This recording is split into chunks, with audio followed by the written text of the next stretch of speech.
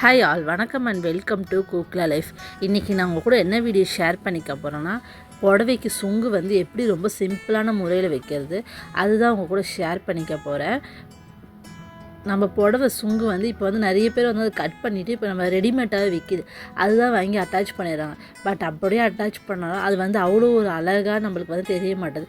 எப்போவுமே வந்து நம்ம புடவையில் இருக்க அந்த நூல் எடுத்து நம்ம சுங்கு வைக்கும்போது தான் அந்த புடவைக்கே வந்து ஒரு தனி அழகு. நானுமே வந்து அதுவுமே வந்து ஸ்டிச் பண்ணியிருக்கேன். பட் வந்து எனக்கு வந்து அவ்வளோ ஒரு சாட்டிஸ்ஃபேக்ஷனாக இல்லை. அதனால் நான் என்ன பண்ணிவிட்டேன், இப்போ வந்து நம்மளே வந்து சுங்கு வச்சிடலாம் அப்படி சொல்லிவிட்டு அதுதான் இப்போ வந்து ஒரு 4-5 புடவைக்கு வந்து நானே தான் சுங்கு வச்சுருக்கேன். இப்போ எப்படி பண்ணலான்னு பார்க்கலாமா? இப்போ வந்து புடவையோ ஜாக்கெட்டுமே வந்து அட்டாச்சாக வரும்.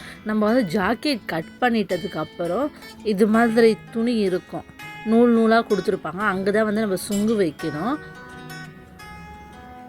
ஜாக்கெட் கட் பண்ணும்போது கரெக்டாக வந்து கட் பண்ணிடுவாங்க. அப்படின்னா இதுமாதிரி கொஞ்சம் எக்ஸஸ் துணி இருந்தால் அதை வந்து நம்ம கட் பண்ணி எடுத்துடணும். எடுத்துகிட்டு அங்கே எக்ஸ்ட்ரா நூல்லாம் இருக்கும், அதை வந்து நம்ம இப்படி கையை வச்சு எடுத்தாலே வந்து அதில் இருக்க எக்ஸஸ் நூல்லாம் வந்து நம்மளுக்கு வெளியே வர ஆரம்பிச்சிடும். நம்ம வந்து அந்த நூலை வந்து நிறையவே பிரிச்சிக்கலாம். அந்த பார்ட்ரு டச் ஆகுது தெரியுமா, பார்டரும் எக்ஸஸாக வந்து ஒரு கலருக்கு தெரியுமா, அது வரைக்குமே வந்து நம்ம அதோட பாதி வரைக்குமே நம்ம வந்து நூலை வந்து எக்ஸஸாக இருக்க நூலை வந்து நம்ம எடுத்துக்கலாம். சின்னதாக வந்து நம்மளால் சுங்கு வைக்கவும் முடியாது, நம்மளால் உருட்டிட்டு நம்மளால் பெரட்ட முடியாது. சின்னதாக இருந்தால் நம்மளுக்கு என்ன கணக்கில் நம்ம நூலை வந்து நல்லா பிரிச்சுடுங்க. பிரிச்சுட்டு ஒரு ஃபிங்கர் இருக்குது தெரியுமா, அந்த அளவுக்கு எடுத்துக்கோங்க. அதை விட கொஞ்சம் எக்ஸ்ட்ரா இருந்தாலும் ஓகே தான். அப்போ வந்து நம்ம நல்லா திரட்டிட்டு நம்ம உருட்டி எடுக்கும்போது அந்த சுங்கு வந்து நல்லா அழகாக இருக்கும் பார்க்கவே.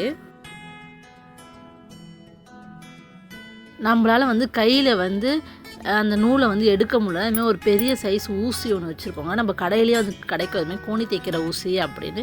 சில பேர் வந்து நீடிலே வந்து பெரிய சைஸாக வச்சுருப்பாங்க, அது இருந்தாலும் ஓகே தான்.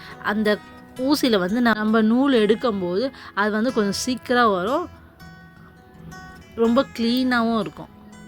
இப்போ நம்ம வந்து அந்த நூல் எடுக்க நம்மளுக்கே தெரியும்ல எந்த அளவுக்கு நம்ம எடுத்தால் நம்மளுக்கு வந்து கரெக்டாக இருக்கும் அப்படின்னு. ஒரு ஆள்காட்டி விரல் அளவுக்கு வந்து நீங்கள் வந்து அந்த நூல் வந்து எடுத்துருங்க. இப்போ நான் எடுத்துருக்கிறது வந்து இவ்வளோ நூலுமே வந்து அந்த சாரீலேருந்து எடுத்திருக்கேன். நெக்ஸ்ட்டு வந்து ஒரு யூஸ் பண்ணாத ஒரு சீப்பு ப்ளஸ் வந்து ஒரு டம்ளரில் வந்து தண்ணி எடுத்துக்கோங்க. தண்ணி எதுக்குன்னா, நம்ம வந்து இப்போ நூலை வந்து நம்ம திரட்டும் போது அது என்ன ஆகும்னா ஒரு மாதிரி வந்து நம்மளுக்கு கம்ஃபர்டபுளாக செட் ஆகாத மாதிரி இருக்கும். இப்போ நம்ம தண்ணி தொட்டு நம்ம அந்த சுங்கை வந்து உருட்டும் போது அது வந்து கரெக்டாக வரும். நம்ம சீப்பு வச்சு அந்த சுங்கு போகிற இடத்த வந்து நம்ம சீவி விட்டோம்னா அந்த நூலில் வந்து எக்ஸஸ் இல்லாமல் நல்லா ஈவனாக இருக்கும். சீவி விட்டு கொஞ்சமாக வந்து கையில் வந்து தண்ணி தொட்டுக்கோங்க. தண்ணி தொட்டுட்டு கொஞ்சம் அந்த சுங்கு பிடிக்கிற நூலை எடுத்து இதுமாதிரி நம்ம வந்து நல்லா உருட்டிட்டு இப்படி பெரட்டுங்க. இப்படி பெரட்டினா நடுவில் வந்து ஒரு ஓட்டை மாதிரி வரும். அந்த ஓட்டை வழியாக மீதி எக்ஸஸாக இருக்கும் தெரியுமா நூல், அதை உள்ளே விட்டு இப்படி வெளியே எடுக்கும்போது நம்மளுக்கு வந்து சுங்கு வந்து அழகாக இருக்கும் பார்க்கவும். நம்மளுக்கு வந்து ஃபஸ்ட்டு வந்து இந்த பட்டு இருக்கிற இடத்துல மட்டும்தான் நம்மளுக்கு போடுறதுக்கு வந்து கொஞ்சம் கஷ்டமாக இருக்கிற மாதிரி இருக்கும். நெக்ஸ்ட் வந்து நார்மல் துணி இருக்குங்க தெரியுமா, அங்கெல்லாம் வந்து கொஞ்சம் சீக்கிரம் நம்ம போட்டுடலாம். அந்த பட்டு இருக்க இடத்துல மட்டும் போகிறதுக்கு தான் நம்ம வந்து கொஞ்சம் கஷ்டமாக இருக்கும், அதுக்கு தான் வந்து கொஞ்சம் டைம் எடுக்கும். நெக்ஸ்ட்டு மற்ற துணியெலாம் வந்து நம்ம கொஞ்சம் ஈஸியாகவே போட்டுடலாம்.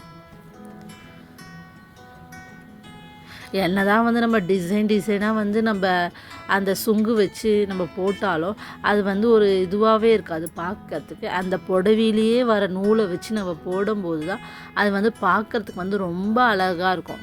அந்த சாரீக்கே லுக்கு வந்து அந்த சுங்குங்க தான்.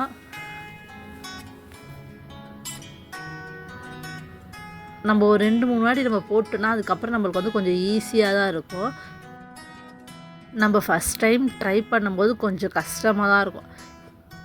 என்னடா இவ்வளோ கஷ்டமாக இருக்கும் சொல்லி நம்ம பேக்கப் ஆகக்கூடாது.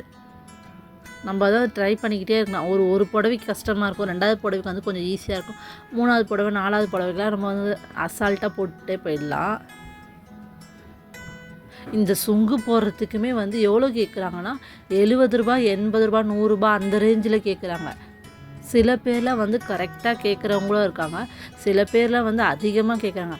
நம்ம ஏன் 100 ரூபாவை நம்ம வேஸ்ட் பண்ணணும், அதுக்கு கொஞ்சம் டைம் எடுத்து நம்மளே வந்து அதை போட்டோன்னா நம்மளுக்கு வந்து பார்க்கவும் வந்து கொஞ்சம் அழகாக இருக்கும், நம்மளுக்கு ஒரு ஹாப்பினஸ்ஸும் கிடைக்கும்.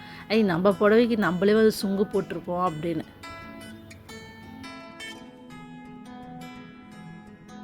இதே மாதிரி வந்து நம்ம சாரியில் வந்து எல்லாத்துக்குமே வந்து கொஞ்சம் கொஞ்சமாக ஒரு அளவு எடுத்துக்கோங்க.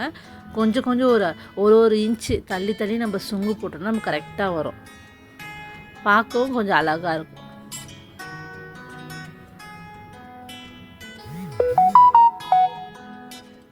ஓகே, இந்த வீடியோ உங்களுக்கு பிடிச்சதுன்னா லைக் பண்ணுங்கள், மறக்காமல் நம்ம சேனலை சப்ஸ்கிரைப் பண்ணி பாருங்கள். சப்ஸ்கிரைப் பண்ணி பார்க்குறவங்க எல்லாருக்கும் ரொம்ப பெரிய தேங்க்ஸ்.